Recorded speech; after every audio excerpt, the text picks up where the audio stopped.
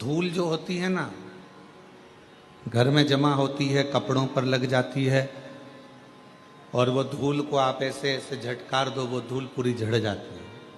आपने कपड़ा उठाकर दीवार पर झटकारा, वो दीवार भी धूल से झटक जाती है, साफ हो जाती है। पर मान लो वो धूल में थोड़ा सा पानी मिल गया,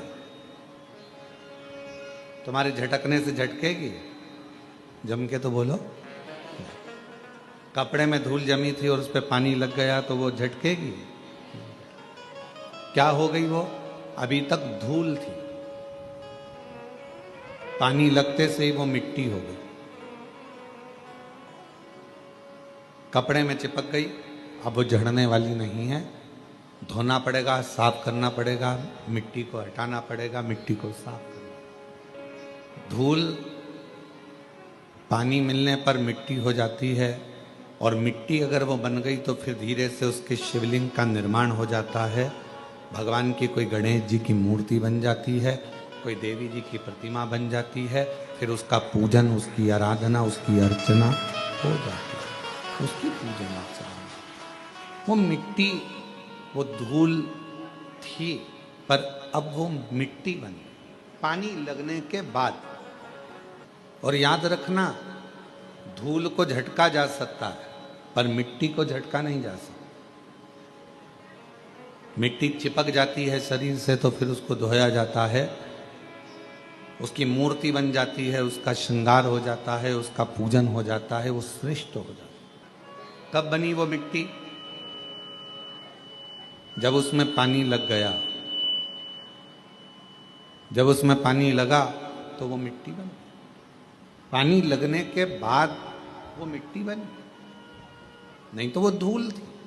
उसी तरह संसार में जितने मनुष्य का जन्म होता है, जितने मानव जन्म लेते हैं, वो भी धूल की तरह हैं। पर जब भक्ति का जल उसमें मिल जाता है, भगवान शंकर की अविरल भक्ति का जल, शिव महापुराण की कथा का जल, सत्संग का जल जब उसे लग जाता है तो वो मनुष्य फिर धूल नहीं रहता, वो एक मिट्टी की तरह एक मूर्ति बनकर संसार में पूजा जाता है, पूजा जाता है। वो धूल नहीं रहा। जब तक शिव की शरण में नहीं आए, जब तक भगवान शंकर की शरण में आप नहीं आए, जब तक शिव की शरण में आप नहीं पहुंचे, तब तक धूल थे। कोई ने झड़ा दिया, झटका दिया, कोई ने कुछ कह दिया, कोई ने कुछ बोल दिया, कोई ने अपशब्द कह दिए, कोई ने ताना दे दिया, कोई ने गाली दे दी, कोई ने आड़ा टेढ़ा कह दिया, और आप मन से दुखी हो गए,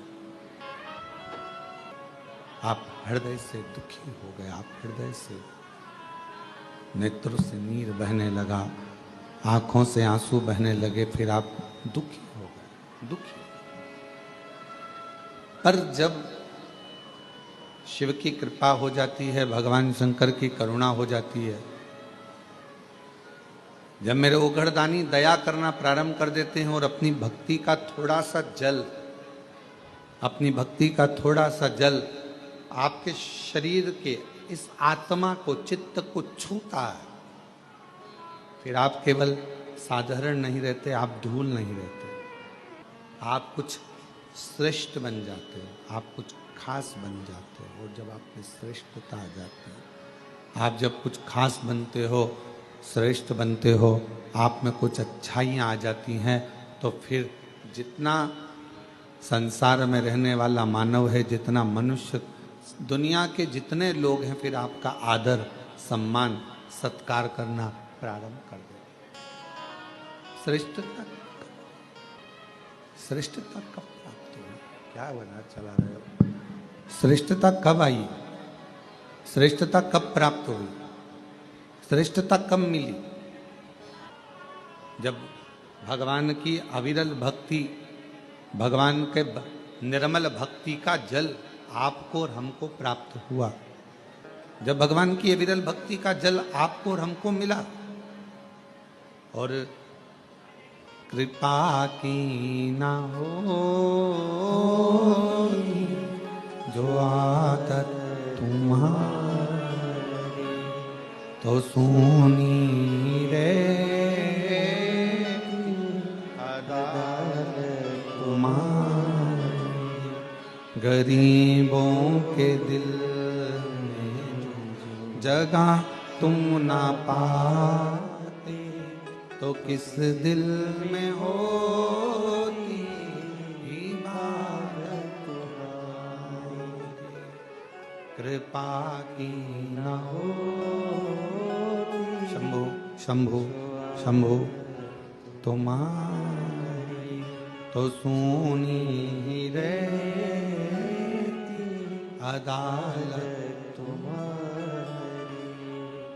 उसकी भक्ति का जल, शिव की अविरल भक्ति का जल हमको छूता है। जैसे शिव महापुराण की कथा कहती है, भगवान शंकर का चरित्र कहता है। शिव को प्रिय क्या है? शंकर भगवान को सबसे ज्यादा प्रिय है आपकी मुख से निकला हुआ सत्य वचन।